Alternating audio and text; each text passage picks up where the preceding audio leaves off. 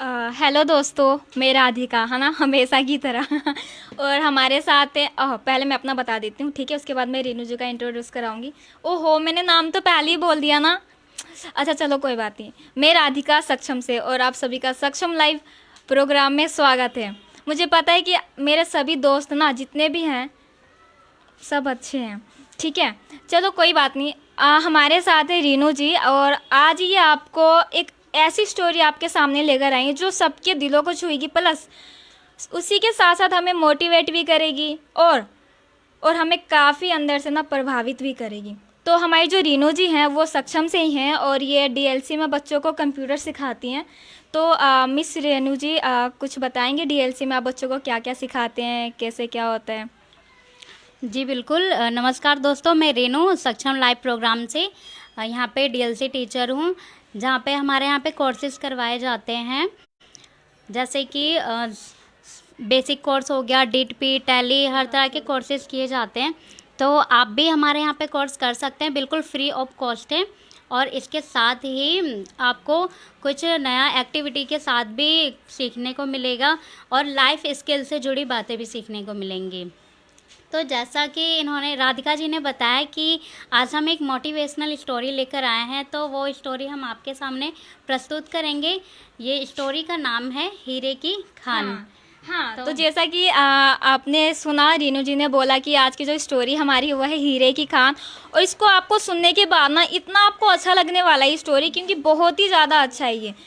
Because इसको सुनने के बाद आपका जो माइंड है ना प्रॉपरली चेंज हो जाएगा। जैसे हम कई बच्चे ऐसे होते हैं ना, रीनू जी काफ़ी आलस कर जाते हैं, बच्चों के साथ साथ हम बड़े भी आलस कर जाते हैं। हालांकि कभी कभी मैं भी आलस कर जाती हूँ, लेकिन मुझे लगता है कि आज जो आप स्टोरी लेकर आई है ना, इतनी अच्छी स्टोरी है ये। क्योंकि आपने जब मुझे बोला ना कि राधिका जी ये स्टोरी मैं आज ये स्टोरी बोलना चाहती हूँ, तो मैंने जब स्टोरी को चुपके से पढ़ लिया, माइंड मत करिएगा। ठीक है। तो मुझे काफ़ी अच्छा लगा, और मुझे पूरा होप है, मतलब आशा करती हूँ कि जितने भी हमारे दोस्त हैं, फ्रेंड्स हैं, और जितने भी हमारे दर्शक हैं, उनको भी ये स्टोरी बहुत ही ज़्यादा पसंद आने वाली है। तो चलिए ये जो हीरे की खान की जो स्टोरी है बाय रीनू जी के थ्रू सुनते हैं, ठीक है। तो रीनू जी। मुझे लगता है कि सबको स्टोरीज जो है मोटिवेशनल स्टोरीज सुननी चाहिए हमेशा। हाँ। क्योंकि जैसे जैसे हम मोटिवेशनल स्टोरीज सुनते हैं तो हम मोटिवेट होते हैं, हम आलसीपन छोड़ के थोड़ा सा आगे बढ़ने की सोचते हैं हम। तो इसी को सुनते हुए एक स्टोरी सुनते हैं, हीरे की खान।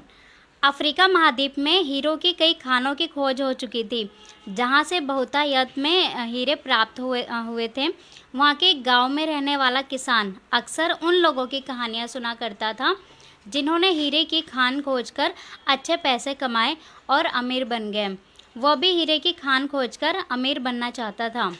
एक दिन अमीर बनने के सपने को साकार करने के लिए उसने अपना खेत बेच दिया और हीरो की खान की खोज में निकल पड़ा। अफ्रीका के लगभग सभी स्थान छान मारने के बाद भी उसे हीरो का कुछ पता नहीं चला। समय गुजरने के साथ उसका मनोबल गिरने लगा। उसे अपना अमीर बनने का सपना टूटता दिखाई देने लगा। वो इतना हताश हो गया कि उसके जीने की तमन्ना ही समाप्त हो गई, और एक दिन उसने नदी में कूदकर अपने जान दे दी। तो वो इतना ज़्यादा हताश हो गया था और बिल्कुल टूट सा गया था कि उसने आत्महत्या ही कर ली। इस दौरान दूसरा किसान, जिसने पहले किसान से उसका खेत खरीदा था, एक दिन उसी खेत के मध्य बहती छोटी नदी पर गया। सहसा उसे नदी के पानी में से इंद्रधनुषी प्रकाश फूटता दिखाई पड़ा। उसने ध्यान से देखा तो पाया कि नदी के किनारे एक पत्थर पर सूर्य की किरणें पड़ने से वह चमक रहा था। किसान ने झुककर वह पत्थर उठा लिया और घर ले आया। वह एक खूबसूरत पत्थर था। उसने सोचा कि यह सजावट के काम आएगा, और उसने उसे घर पर ही सजा लिया। कई दिनों तक वह पत्थर उसके घर पर सजा रहा। एक दिन उसके घर उसका एक मित्र आया। उसने जब वह पत्थर देखा तो वह हैरान ही रह गया।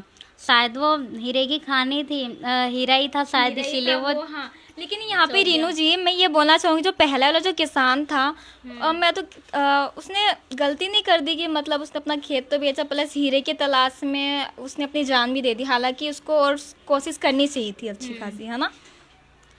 तो आगे की स्टोरी है कि उसने किसान से पूछा, मित्र तुम इस पत्थर की कीमत को जानते हो? किसान ने जवाब दिया, नहीं, मेरे ख्याल से ये हीरा है, शायद अब तक खोजे गए हीरो में सबसे बड़ा हीरा। मित्र बोला, किसान के लिए इस बात पर यकीन करना मुश्किल था। उसने अपने मित्र को बताया कि उसे ये पत्थर अपने खेत की नदी के किनारे मिला है, वहाँ ऐसे और भी पत्थर हो सकते हैं। दोनों खेत पहुँचे और वहाँ से कुछ पत्थर नमूने के तौर पर चुन लिए, फिर उन्हें जांच के लिए भेज दिया। जब जांच रिपोर्ट आई तो किसान के मित्र की बात सच निकली, वे पत्थर हीरे ही थे। उस खेत में हीरे का भंडार था। वह उस समय तक खोजी गई सबसे कीमती हीरे की खदान थी। उसका खदान का नाम किम्बरली डायमंड माइंस है। दूसरा किसान उस खदान की वजह से मालामाल हो गया। पहला किसान अफ्रीका में दर दर भटका और अंत में जान दे दी, जबकि हीरे की खान उसके अपने खेत में उसके कदमों तले थी। वाह, कितनी अच्छी स्टोरी थी रीनू जी, थैंक यू आपका इतनी अच्छी स्टोरी सुनाने के लिए। मुझे लग रहा है कि हमारे जो काफ़ी सारे फ्रेंड्स हैं वो हमें काफ़ी कमेंट कर रहे हैं कि अभी आयशा जी लिखती हैं कि बहुत बढ़िया, हालांकि आयशा जी नहीं, मेरी वो आयशा दी हैं वो लिखती हैं। और इधर से सचिन भी लिख रहे हैं कि मैम आपकी स्टोरी बहुत अच्छी है, तो बहुत बहुत धन्यवाद आपका। हाँ, तो इससे रीनू जी हमें लगता है कि बच्चों को और जो भी बड़े लोग हैं उनको काफ़ी ज़्यादा सीखने को मिली, काफ़ी सारी चीज़ें सीखने को मिली है ना। तो मैं यहाँ पे बताना चाहूँगी कि इससे हमें क्या सीख मिली। जैसे कि हम सभी जानते हैं कि इस कहानी में जो पहले वाला जो किसान था, उसको इसका जो हीरा था उसके कदमों के तले ही था, बट क्या वो उसको पहचान नहीं पाया। वो लालच में इधर उधर, हाँ, पूरी तरह से कोशिश ही नहीं की। हाँ, थोड़ी सी मेहनत में ही थक गया और अपनी हाँ, जान दे दी। और वो इधर उधर भटकता ही रहा। ठीक वैसा ही होता है कि जब भी हम सफलता प्राप्ति के लिए अच्छे अवसरों की तलाश में भटकते रहते हैं, है ना। हालांकि होता कुछ नहीं है कि हमारे कदमों तले ही होती है हमारी सफलता, बस वो एक होता है ना नजर कि हम बस उसको देख नहीं पाते और समझ नहीं पाते। मंजिल हमारे पास ही होती है, हम बस वहीं पे थक जाते हैं और पीछे हट जाते हैं। वो कहते हैं थोड़ी सी कोशिश करना, वो हम थोड़ी सी कोशिश नहीं करते, मेहनत नहीं करते, है ना।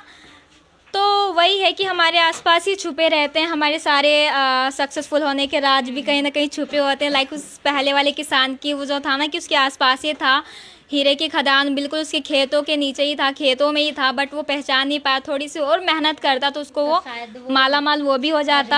हाँ, तो दोस्तों मैं ये बोलना चाहती हूँ कि अगर जीवन में सफल होना है तो जरूरी है कि बुद्धिमान होने के साथ साथ परख से उन अवसरों को पहचानना भी जरूरी होता है। हाँ, प्लस ये भी होता है कि हमें धैर्य रखना आना चाहिए। क्यों रीनू जी? सबसे बड़ी बात तो धैर्य की ही है कि हमें धैर्य रखना होना चाहिए। ये नहीं कि हम जल्दबाजी में कोशिश करते जा रहे हैं और नहीं सक्सेस हो रहे तो फिर कोई भी गलत फैसला ले लें।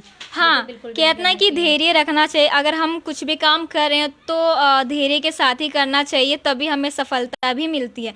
पता है रीनू, यहाँ पे ना जो हमारे जो सर है ना, जो डायरेक्टर है सक्षम के, वो हमें हमेशा कुछ ना कुछ नई सीख देते रहते हैं हमेशा, रोज। हाँ, जहाँ तक मुझे पता है कि आपको भी सर कुछ ना कुछ हमेशा सीखने के लिए देते हैं। तो यहाँ पे मैं बोलना चाहती हूँ कि जो हमारे सक्षम के जो डायरेक्टर है, आपने उनसे क्या क्या सीखा है, कुछ हमारे दोस्तों को बताए ताकि वो उनको भी आपसे सीखने को मिले। जैसा कि इन्होंने बताया कि हमें रोज़ कुछ ना कुछ सीखने को मिलता है, तो आज की ही बात करूं तो आज भी मुझे सीखने को मिला। हम लंच टाइम में आते हैं तो उस टाइम भी हमें सीखने को ही मिल जाता है। लंच टाइम में भी सर ने हमें एक स्टोरी सुनाई अंबानी की, जो कि बहुत ही काम की। लंच टाइम में मैं साथ में नहीं थी ना। हाँ, बाद में आए थे, जब हम स्टोरी सुन रहे थे तो बाद में आए थे। वो भी स्टोरी बहुत अच्छी थी और इस स्टोरी को मैं आपके सामने नेक्स्ट टाइम सुनाऊंगी। बहुत ही अच्छी स्टोरी है मोटिवेट होने के लिए। तो कुछ थोड़ा सा हिंट जो भी है कि थोड़ा समझ में आ जाए। ओके, चलिए ठीक है। वैसे भी टाइम ज़्यादा हो रहा है ना, तो हम नेक्स्ट एपिसोड में मिलेंगे आपसे, ताकि रीनू ने तो बता ही दिया है कि वो सर की स्टोरी ज़रूर सुनाएंगे। अंबानी की स्टोरी है और सरप्राइज़ के लिए नेक्स्ट टाइम ही सुनाएंगे। ये ना बहुत अच्छी स्टोरी है, क्योंकि सर की स्टोरी है तो ये सरप्राइज़ है। जब भी खुलेगा ना बहुत बड़ा धमाके के साथ खुलने वाला है ना रीनू? बिल्कुल। हाँ, तो व्हाट्सअप नंबर मैं बताऊँ या आप बता दोगे? मैं बता देती हूँ। हाँ, आप बता दो। तो हमारा व्हाट्सअप नंबर है 9311124880, जिस पे आप अपने मैसेज कर सकते हैं, या फिर हमें कोई भी जानकारी आपको चाहिए हमसे तो आप उस पर लिख सकते हैं, या फिर कुछ भी पूछना हो, हमसे जुड़ना हो तो आप हमसे कांटेक्ट कर सकते हैं। और साथ ही हमारा ईमेल आईडी भी है saksham.del1@gmail.com। हाँ, और हमारा ऐप भी तो चल ही रहा है सक्षम दिल्ली के नाम से, है ना। यूट्यूब भी है सक्षम लाइव।